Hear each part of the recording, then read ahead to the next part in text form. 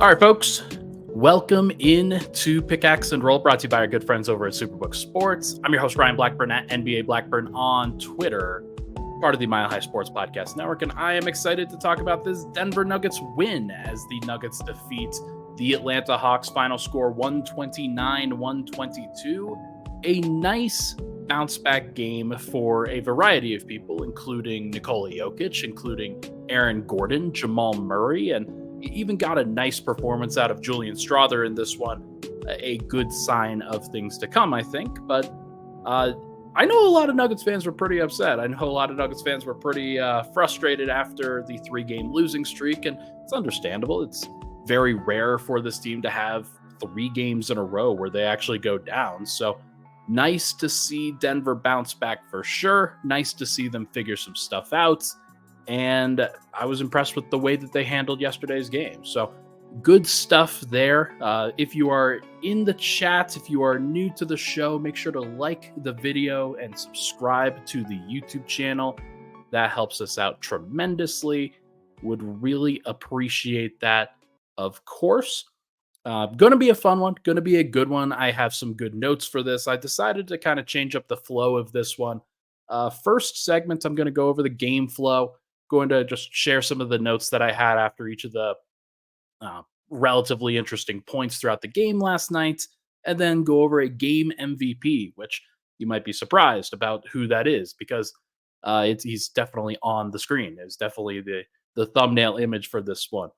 Then we'll talk about Murray, Jokic, Gordon kind of playing better, figuring some stuff out themselves, and then on the third segment, are the Nuggets back? Are they in a good place? What happened after these last 3 losses? Or they could just turn the page? We'll see what happens. And then we'll preview the Chicago game as well. But was a good one for sure. Let's go through the game flow. Early on in this one, Denver could not hit any shots, any outside shots, especially in that first quarter. Jamal Murray rolls his ankle, and you could feel a palpable tension in Denver Nuggets land because Nuggets fans had experienced this already. They knew exactly what was going on. They knew exactly, oh crap, this could be really bad. And it did look pretty bad on replay, not going to lie. But Jamal Murray, he stays, like he comes out of the game, and then he next comes in kind of midway through the second quarter. I don't know if that is his... I don't think I would count that as his normal rotation. I think Michael Malone gave him an extra couple minutes, basically. But with the way that the Nuggets approached this one with a 10-man rotation, Murray probably got out a couple minutes early and then got a couple extra minutes of rest, but he was basically normal throughout it. Good Jokic stint in the first quarter. I thought that this was a good sign of things to come, that despite the fact Denver wasn't really, they were kind of keeping pace, but not really with Atlanta. Atlanta was hitting a lot of shots. I thought the way that Jokic played was really good.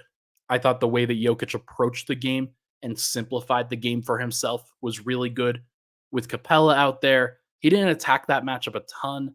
When Okongwu came in, the more versatile backup center for Atlanta, he is a smaller player, not somebody that is going to attack Jokic defensively that much, and Jokic could just shoot right over him. So he did, and he made some shots. He simplified the game for himself, and that was a good sign of things to come. But the Nuggets were down 36-28 at the end of the first quarter, and it felt like if they didn't get some outside shots to go, then they were going to lose track of this game, because Atlanta was hitting a lot of those outside shots, and spoiler alert, Bogdan Bogdanovic was about to have a 40-piece. So Denver needed somebody who could help keep pace. And lo and behold, it was Julian Strawther.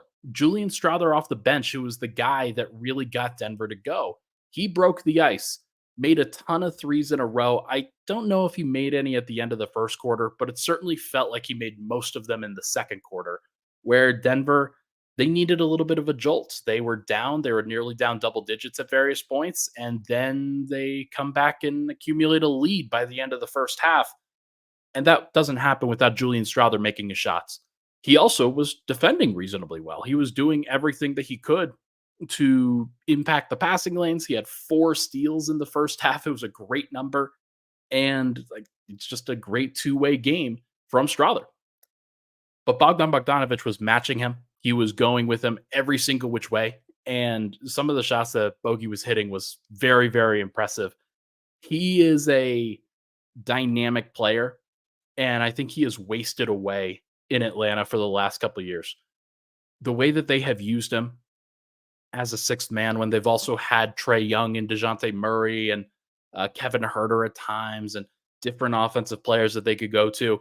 I think it has done him a disservice, and he should be featured in at least six man of the year talks, but certainly like he could have been a starter throughout this entire time. And the fact that he wasn't, I think it's on Atlanta.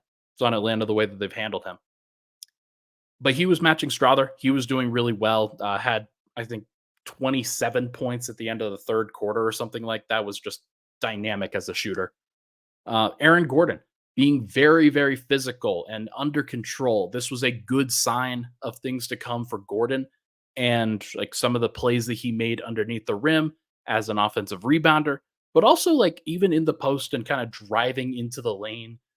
These were plays that he had been struggling with for much of the beginning portion of the season, but now seems like he might be turning a little bit of a corner there. We will see. Jamal Murray was okay. He came back in the at the middle portion of the second quarter and looked good. Um, he hit some elite shots, and the Nuggets were up 65-62 at the half. And then in the third quarter, Denver really turned it on. This was probably the best portion of the game for Denver. This early portion, the first 8 minutes or so of the third quarter. Jamal Murray's defense at the stretch was elite, absolutely elite. And he impacted the game in a lot of different ways in this stretch, getting out into transition by creating misses and creating turnovers and blocking shots. He was really going against DeJounte Murray. That was the guy that I would highlight as the one that he affected the most in this game. And I mean, Murray's defense has been hit or miss, I would say, since he came back from the torn ACL, but tonight it was definitely great. He has the capacity to do it, and he clearly showed it. Everything was rolling for Denver at this point. They went up 20 towards the end of the third quarter, and then Jokic checks out. And Bogdanovic kept it close. He was hitting some shots. Denver's bench looked a little bit shaky. Trae Young was in the game, and you thought, okay, maybe the Hawks could probably cut this back down to 10 by the end of the third quarter. But then right at the end of the third quarter, for some reason, Trae Young gets ejected. And my takeaway from this one was that it was kind of like really good defense and a 50-50 call, and Trae Young didn't get the 50-50. And then he blew up on the official for 40 straight seconds. And for some reason, just would not stop complaining. He wouldn't stop. And like he had already hit 7 free throws, like 7 of 7. He didn't get the one call. And for some reason, that bothered him. And I'm not really sure why, because I thought it was pretty decent defense on Denver side of things and Peyton Watson's side of things. And it was pretty innocent, but he gets hit with a tech. Then Quinn Snyder stands in the middle of the floor for some reason and then gets a tech himself for standing in the middle of the floor.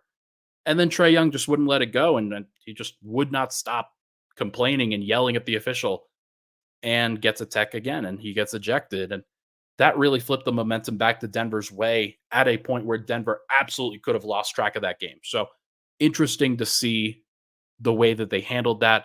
The bench couldn't really score at the end of the third and start of the fourth, but they also played solid defense for that most part. So unless it was Bogdanovic hitting crazy threes, Atlanta wasn't really getting that much of anything. So good on Denver's bench for at least holding serve in that moment.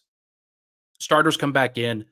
Murray's on fire. He's hitting important shots. He's creating shots for everybody else. Jokic creating shots for himself and for everybody else. MPJ, unfortunately, couldn't hit anything. Like this kind of started early on where Denver was creating good shots for him and he just wasn't hitting for whatever reason. Like not his night, and don't really blame him because he's been on track and very, very good for much of the season, but just couldn't hit anything last night. It's fine. He'll probably be great tonight. Jokic got an and one on Clint Capella. That was a nice play and a good sign of the touch kind of being back and in track. The Nuggets were up big, and it looked like they were going to run away with this game. And then they start to turn the ball over just a little bit, and Jamal Murray made this game a little bit closer than it probably should have been with some bad turnovers. And the Hawks just kept fighting, and Bogdanovic kept hitting, and he had 40 points and like hit 10 threes. It was very, very impressive. Um, but it just wasn't enough. I made this point in my article that if the Nuggets and Hawks played a 50-minute game, then as opposed to a 40-minute game, then the Hawks might have won because the momentum was clearly back on their side and DeJounte Murray started hitting a little bit. But no, it was good to see for Denver. The game mercifully ended and Denver ended up rolling out there with a 7-point win, 129-122. That was a good sign of things to come. So game MVP for this one, I'm going to go with Julian Strawther. He was very, very good. And it wasn't until that second quarter when Denver really started turning things around. And Strawther was the catalyst there. Like on both ends of the floor. I can't just say this for the offensive end because defensively, he created a lot of havoc. He wasn't really gambling on steals, he was just making plays. And I thought that there were a couple plays that I was a little bit confused about. Like he got crossed up with Peyton Watson on one switch, and that led to a layup. But other than that, Strawther in the right place, not making mistakes, doing what he needed to do. Finished the game with 22 points on 8 of 16 from the field, 6 of 11 from three, 5 steals, 2 assists, 2 turnovers. A good number. -4, a little bit weird. Still have to kind of figure that out because it does seem like he's a minus in a lot of these games. He hasn't been a plus in terms of the plus minus in a lot of these games. Obviously, he plays much of his minutes with the bench, and the bench is not good. So that's probably most of the reasons, but still, he changed the flow of the game. Denver was kind of in a rut. They were still in their rut, and they couldn't defend anything. And then he played defense, and he hit shots. And that was the catalyst for Denver kind of figuring some things out. So good stuff from the rookie, good stuff on the road. Very impressive performance from him, and good impressive performance from the Nuggets in general. So glad to see them kind of break the ice. When we come back, we will talk about Jokic, Murray, and Gordon breaking the ice themselves. Lots of good things there for this Nuggets group. But first, everybody, this podcast, as you know, it's brought to you by our good friends over at Superbook Sports. Did you know that you could refer a friend for a $50 bonus and win free money, basically with Superbook Sports? Superbook is the most trusted name in sports wagering, and you do not want to miss their Refer a Friend bonus. All you need to do is click on the Refer a Friend link under your profile in the Superbook app. Share the promo code with friends, and you will get a $50 bonus for everyone who registers under it using your code. That is free money, folks. It is clearly a free money offer. So win money referring and win money wagering at the same time with Superbook Sports. Visit superbook.com for terms and conditions. Gambling problem, call 1-800-GAMBLER. We'll be right back on Pickaxe and Roll.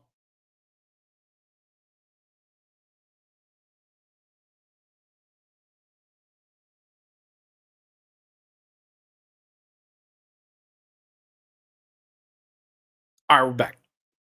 Pickaxe and Roll. Ryan Blackburn here. Thank you so much, everybody, for tuning into the show. Appreciate all the love and support on the podcast. If you can, hit that like button, hit that subscribe button down below. If you are new, if you're not new, hit that like button. And if you're listening on the audio side, make sure to like, review, and subscribe. Whatever the terminology is. It's follow. It's like. It's oh god. Here we go. It's unfortunately Ryan is very tired, but it's fine. We are rolling here. All right. Let's talk about some starters. Let's talk about, like, Strawther deserves a ton of the credit, and he deserves a ton of the a ton of the assigned credit for the way that the Nuggets won last night's game. But the bigger story, of course, is Denver's 3 starters, Murray, Jokic, and Gordon, kind of getting back on track and playing within the flow, getting back to what makes them great. Those 3 in particular, Murray with his dynamic off the dribble scoring and shooting, and then some surprising defense. Jokic with the all around play and being the best player in the world. And then Gordon with the force, Gordon with the physicality and his ability to complement what those other 2 do from a skill perspective. Gordon is the hammer in a lot of ways. those three playing the way that they did and those three figuring it out, like they are the identity of the Nuggets in a lot of ways. I say this pretty consistently that as good as Michael Porter has been, as good as KCP has been, frankly, this year, those guys are on the periphery of the actions that the Nuggets run consistently on the offensive and defensive sides. Uh, those guys are always going to be attacked on the defensive side, whether it's Gordon defending the best player, especially the best front court player with the ball in their hands. Jokic and Murray are obviously like teams are going to want to make them work on the defensive end, especially in the playoffs. And Denver's got to make that a point of pride. And they have made it a point of pride that those guys can defend and can lock in. But on the offensive end, it was a very odd kind of like fall off over the course of these last couple games. And it was nice to see them figure it out. Nice to see them get back on track. And I am curious as to whether this is a sign of things to come or if this is a kind of leaping off points or if it's just nothing at all. If this is just game 24 of the regular season. Because, like we talked about, the regular season is long. Denver goes through these ups and downs, they go through the flow of things. And like, this could just be the next step of the flow. This could just be, hey, now we're playing in a reasonably good place. And maybe this is because Yokmas is coming up. December 15th is coming up. And like it is December 12th right now. So we're right on the precipice there. And this is right around the time where Denver starts to figure things out. They start to lock in and really play their best basketball. And I think that might be emblematic from Denver's three best guys that, hey, right before that happens, they are sort of figuring some stuff out. Now that can all go away tonight when Denver faces Chicago. And if they look horrible, then well, we know where to blame. We can blame this guy right here. But it does kind of feel like Denver after a 3-game losing streak with those three, they started to figure some stuff out. They started to figure out the actions again and play a little bit better. It's not like they forgot to play basketball or anything like that. I don't want to make that like I don't want to make that the point that people take away from this. I think it's important in general for people to remember that these guys are human, and that goes both ways. Like, so sometimes you throw some criticisms at these guys, and they're human, and if they see it, they'll be like, okay, that sucks, or they're athletes, so they'll kind of block it out a little bit. But they are also human because you know that they can mess up, but also it could just be a bad day, and they could figure some stuff out and really move forward and move beyond that. And I think that we saw that from Jokic, especially over the course of these last couple days. And then last night looked really, really good. He's clearly going through something.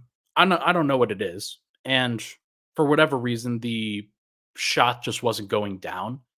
And I don't want to diagnose it from my chair here and be like, oh, yeah, I know exactly what's going on. Um, but it does feel like whatever it was, the touch is back. He hit 6 of 7 from free throws on Monday night. And then he hit his only 3-point attempt. Thought he was a little bit more choosy with some of the shots that he attempted. And there were a couple floaters that he still missed. And I don't want to immediately be like, oh, yeah, he's perfectly back. He's perfectly good.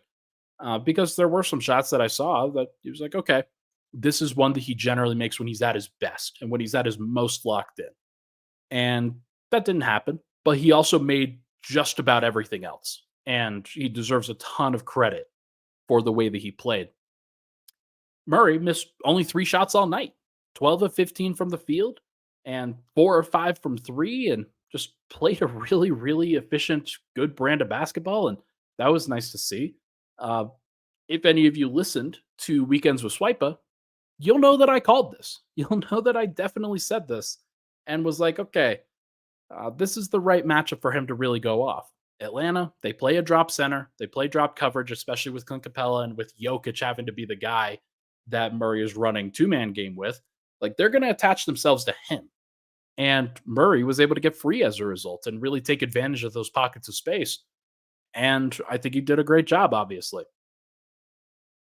He also locked in on the defensive end in ways that I didn't expect. And maybe that's just a sign of, hey, the Nuggets knew how important this game was and you really start to think about, okay, when is the right time to play all this hard defense? When is the right time to lock in? And Denver, I think they knew how important this game was just for them to get back on track. And you could see Murray really take advantage of that and take ownership of that. That's what I'm trying to say. And great defense, great scoring, playmaking, and creation for others. Probably a little bit lacking, especially down the stretch of this game, but it's perfectly fine. Ben Mack asks, I'm wondering if they have a very different notion of the long arc of the season and how to play it after win and championship and knowing what it takes. I think that's fair. I think that's a very fair point. And it is important for people to like have that perspective because I know just from covering the team, I know how long it is. And people like when I get criticized sometimes for complaining about my job. I get criticized for the understanding, like, oh, hey, you have an awesome job. You have a great job, Ryan. Why are you critiquing this experience of yours? And I don't think people fully understand that going to going to the games and going through the process, if you do it over and over and over and over again, it can start to blend together for writers. It can start to blend together for media. Imagine what it's like for the players where this is their job. This is what they're paid to do. This is like their responsibility and how that can sort of affect the impact and the value of it from day to day, at least from an emotional side of things. And I can understand kind of closing your heart to it a little bit and being like, okay, gotta save our emotional intelligence, our emotional energy until when this really, really matters. And I can relate to that at least a little bit. Not to the degree that obviously these guys can, but I can understand what it feels like and what that kind of means. Um, but yeah, they have that understanding of how long the season is. They have that understanding of what it means to become the best version of themselves over a long period of time. As we've mentioned on this show before, as others have mentioned, Jokic and Murray specifically are guys that try to be their best versions of themselves and are peaking by April, May, and June. They do not want to peak too early. They do not want to peak too late. They work towards peaking at the right time. And the Nuggets, I think, are pretty happy with that. They prefer that. I know that Murray isn't at his best in the early portions of the season, rarely ever. I think that this year, more than any, was kind of affected by just fluke injuries and nothing that he could have really done. But it does feel like Denver's going to get the best version of themselves later on. They're not going to get it now. They had a really, really great start to the season, kind of a reminder of what they look like when they're at their best. But that was so brief, and that was not this extensive look that I don't think that people can really say, "Oh yeah, they're like you could see what they look like when they're at their best," but that wasn't enough, I think, to prove to people, "Oh yeah, they are the best team." I think people know that if Denver is in it, they will be one of the favorites, especially on the Western Conference side, where there's a lot of teams that are good, not great in the Western Conference. Some teams are playing better, some teams are playing not as good as expected. Uh, like I think Phoenix is a good example of that. That yeah, Denver can definitely beat Phoenix. Will they struggle at times? Sure. Can Phoenix match the top level? Probably not. I think everybody kind of understands that, especially when the three guys that we're talking about, Murray, Jokic, and Gordon, when they're at their best, it's hard for the Suns to match that, and that's fine. Gordon, I also want to give tremendous credit to because 7 offensive rebounds and going 4 of 5 from the line, those are great numbers. Those are numbers that I'm looking for. I'm looking, and some of the like he missed one of those free throws in the clutch, but he drew an and one at one point, I think, in the fourth quarter. He drew free throws early and hit those. He went 1 of 2 in the clutch, but still 4 of 5. You take that every single day of the week if you're a Nuggets fan at this point. And I thought that he played with the right pace and the right mindset and the right physicality and a little bit more physicality than he had before. And think about who he's matching up with. And now Atlanta did kind of close this game with Okongwu and Capella together. I thought that was interesting. It's actually not a surprise, given the way that Denver plays. But for the vast majority of it, that they had Sadiq Bey, they had um, gosh, did DeAndre Hunter even play last night? I don't remember DeAndre Hunter playing. I think Garrison Matthews started at the three, if I'm not mistaken. I think they had Murray, Trae Young, Garrison Matthews, Sadiq Bey, Clint Capella. So they were a small team. Like that's a small group. And anytime that Aaron Gordon was going to be guarded by Garrison Matthews, like he was going to try to go to the rim, which good for him. That's what he should be trying to do. And Denver should be trying to take advantage of that. That reminded me of when they had Gabe Vincent on him in the NBA Finals, when the Heat were trying to guard him with these smaller guys. And AG was like, no, that's not okay. That is not going to work. And then they had to switch that matchup, and Jimmy Butler had to guard him. And that really changed everything for the complexion of that series. But very interesting to see AG kind of get back to that level. Excited to see what that looks like and whether he can continue to sustain that. But we will see. Folks, let's take another break. When we come back, we are going to chat about are the Nuggets back? Probably not, but I think they are on that track as well. And then we'll preview tonight's game against the Chicago Bulls. But first, this podcast is brought to you by Pickaxe and Roll. Hey, Nuggets fans, Ryan Blackburn here, host of the Pickaxe and Roll podcast on Mile High Sports. We've got the best Denver Nuggets coverage around, so make sure not to miss an episode and subscribe down below to the Mile High Sports YouTube channel. Nuggets off to a great start.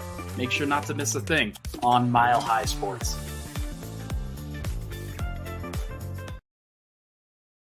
All right, we're back. Final segment, Pickaxe and Roll. Thank you so much, everybody, for tuning in. I think like my haircut better in this one. Although I'm not gonna lie, the mustache wasn't bad. Mustache was not a bad look on this side of things. So interesting to see whether y'all think the same. All right, let's talk about are the Nuggets back? Is this the sign that they are like ready to go again? Like was the last 3 games before this a blip? To some degree, yes. I think, like we talked about in the second segment, there are these emotional highs and lows of the roller coaster where Denver goes on these runs. They'll be good. They will look good. It'll feel good. And then they'll go on these runs where, okay, it's kind of not super vibey, not super fun, not super like it feels like a grind at various points. November seems to always feel that way for the Nuggets. It's been a long time since I've been excited for November basketball for Denver. And I wonder how much the in-season tournament contributed to that this year. Really, I think I honestly don't think that Denver kind of gets into this position if Murray doesn't go down. And that's one of the storylines for sure. Murray going down put a lot of pressure on Jokic. It put a lot of pressure on AG and Porter and KCP and Reggie Jackson and guys like that. Julian Strawther played more than he probably should have, though it seems like, hey, maybe that helped. Maybe that helps the long-term development. Christian Braun, I should probably mention Christian Braun, actually. Only 3 minutes for Christian Braun in the first half. And part of that was because, hey, he's in a position where Julian Strawther's playing really well. Denver has to figure out their own stuff. It's not going to be perfect. Sorry if this is laggy. This app is clearly very laggy. But Christian Braun, not his best performance, I would say, though he did make a couple free throws. Actually, it was really funny. Christian Braun made 3 free throws last night, but only got credited for 2 of them because the refs kind of screwed up when he was supposed to take them. And I caught that right off the bat. I was like, okay, he definitely took an extra free throw here. And that was pretty funny the way that they handled it. But no, he was okay. He wasn't perfect. Zeke Naji was fine. It feels like every time Zeke Naji is in the game, he works really hard and tries to make it work and tries to figure it out and is just trying to do the right thing. But it didn't even matter when Bogdanovic just like he hit shots anyway, even when Zeke Naji was playing perfect defense on him. So yeah, it's just a tough place to be, but it is okay. Peyton Watson, like I mentioned, played decent defense. Reggie Jackson did not. He looked pretty lost out there, but I mean, it's one game, and I think that Reggie, as long as he gets back on track here, he was fine. Had 6 assists in the game last night, so not going to make it a big deal, but didn't look great defensively. Um, so are they back? Is this Nuggets team back? Are they on the right track? I don't know. Like, I think probably the most important thing that analysts can do in this case, and like somebody who I've now done this enough to know that what Denver just kind of went through with that 3-game losing streak. The first one was a second night of a back-to-back where Jokic played out of his mind against the Sacramento Kings. He was great, and it was everybody else that kind of let him down.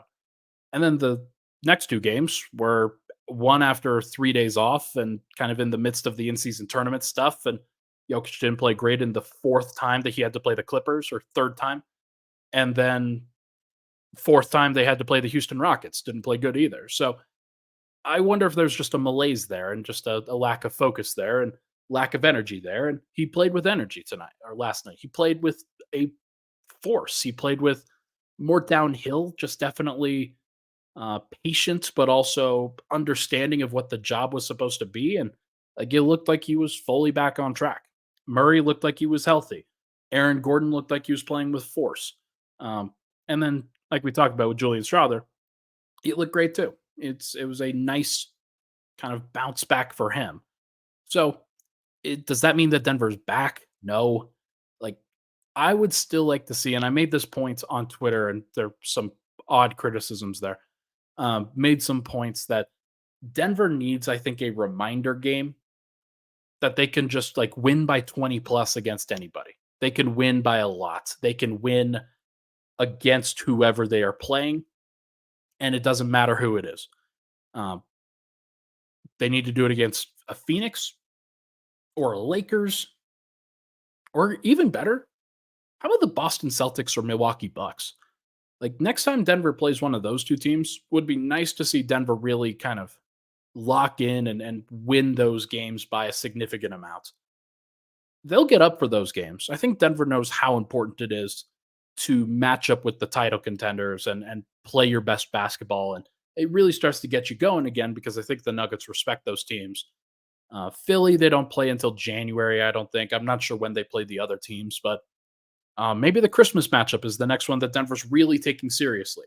I think that's the one that, if I was to circle, that's the one where they probably have the most respect for the team across from them. Maybe the OKC game on Saturday. I don't know, but actually, the OKC game would be a good one. That's a good one to really start to kind of lock in and focus because OKC is above Denver in the standings right now. They're a good team. Denver knows that they're better. They played better, especially game 3 of the season. They blow out the Thunder by 30.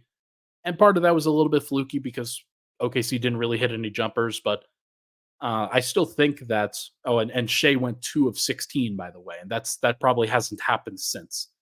Um, but I think that Denver, if they play well in that game specifically, if they kind of lock in for that one, home game, have fun, enjoy yourselves, play great basketball, win by double digits at the least. That would be a good sign of things to come. Snowwolf says, I got tickets to the Christmas Day game. I'm really excited. They play the Warriors on that one, and that's another one that I would circle if I were the Nuggets because I know those teams respect each other. They want like Draymond is going to play very, very hard against the Nuggets. And I think that that's one where Denver can absolutely dominate it, but we will see what happens. We'll see what version of the Warriors actually comes to Denver. We'll see what version of the Nuggets actually plays hard for that game. Tonight, Denver plays Chicago. They play Chicago for the second time. They beat Chicago by 20 in early November. That was the game that Murray went down with the hamstring injury, and that was a nice performance from the rest of the team. Uh, Jokic really stepped up in that one. Porter really stepped up in that one, if I recall. And Denver needs that. They absolutely need that. So we will see what happens in this one. I do not think that Alex Caruso is going to play. He didn't play last night. I'm not sure what his injury status is, but Levine is definitely out. But the Bulls have been playing better. They have been playing better for sure. They won their last 4 games before last night, where they lost in overtime to the Bucks, and they really held down Damian Lillard. They are an interesting matchup for sure. I would be curious as to how Murray plays in that one, especially coming off of this kind of ankle tweak. We'll see how his ankle responds to that, especially on the back to back. Won't surprise me if he pops up on the injury report as questionable. Maybe they rest Murray, especially on the second night of a back to back. I doubt that anybody else gets rest. I don't think that Jokic is going to want to sit. That's for sure. Um, but we'll see who else plays well. Kobe White's playing really well for Chicago. He's stepped up in place of Zach LaVine and I think played a better brand of basketball for them, which is interesting. But if Alex Caruso doesn't play, Denver should win this game. Like that's how much of an impact he means on the perimeter defense. As good as Ayo Tuzuma can be, as good as Javon Carter can be, neither of those guys are Alex Caruso. So going to be interesting to see how Denver handles that. If Vucevic is having a bad year as the center for them, he has not played a great brand of basketball. He's not shooting the ball particularly well. So I think if Jokic just takes it at him, if he doesn't let him get the easy rhythm jumpers, then Denver's going to be just fine. And you just have to play smart in this kind of case. So we will see what happens. But folks, I am curious.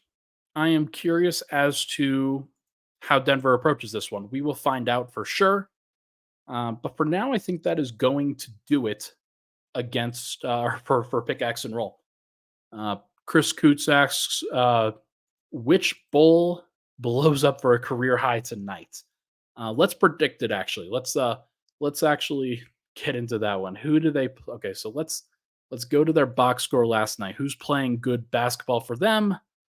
Kobe White had 33. I could see Kobe White going for 36 against Denver. Could he? Like, I don't know if that's a career high for him, but that could happen. DeMar DeRozan at 41 against Milwaukee, so that'll be fascinating. But Andre Drummond. Andre Drummond last night, by the way. So just so Nuggets fans know this, Andre Drummond had 11 offensive rebounds in 14 minutes last night. 11 against the Bucks, against a team that plays big. Like they've got Bobby Portis, Giannis, and Brook Lopez as their backups, or not? No, as their front court. Andre Drummond is going to be great against everybody. Now, doesn't mean that Zeke Naji should play in that game? No. But I remember in that particular matchup that DeAndre Jordan played the last time that those two teams matched up. And DeAndre Jordan didn't play that great against Drummond, if I'm not mistaken. Just kind of gave up some offensive rebounds and didn't play particularly well. So Zeke Naji played last night. We'll see if Zeke Naji plays tonight. I'm curious as to what Michael Malone decides to do. We will see. But for now, that is going to do it for this episode of Pickaxe and Roll, brought to you by our good friends over at Superbook Sports. Everybody, thank you so much for tuning into the show. Really appreciate all the love and support on the podcast as always. I will be back. I'm actually not covering this game tonight. We are doing a holiday party for Mile High Sports. So I'm going to be tied up with that and probably not going to be able to watch tonight's game. So we will see when I can actually podcast. I'll probably try to watch a replay of it on or when I get back to tonight at my apartment. Then we will see whether that can get an actual podcast going. So should be good. Sorry about the lag. Yeah, we will see what happens. Thank you so much, everybody, for tuning in. Should probably do a podcast tomorrow. We'll talk to you guys very soon.